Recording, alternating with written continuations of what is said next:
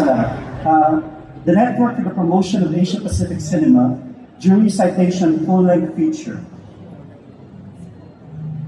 Ooh, interesting.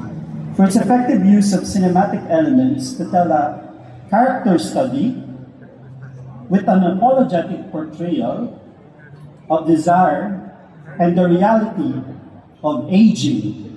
The NetPAC Jury Award goes to Status Rejected by Rana Electric.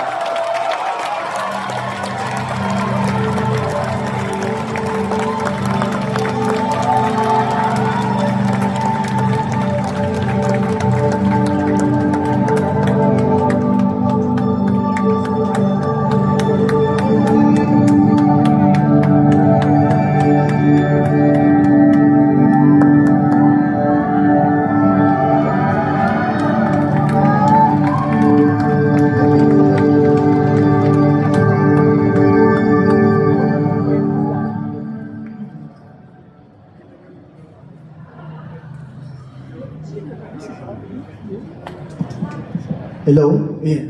Magandang gabi po. Sabi ng lola ko mag-prepare ako ng speech. Ito. Maraming salamat po sa NetPAC for this recognition. Sobrang meaningful nito para sa amin kasi very deeply Filipino ang paggawa ng Status Rejected.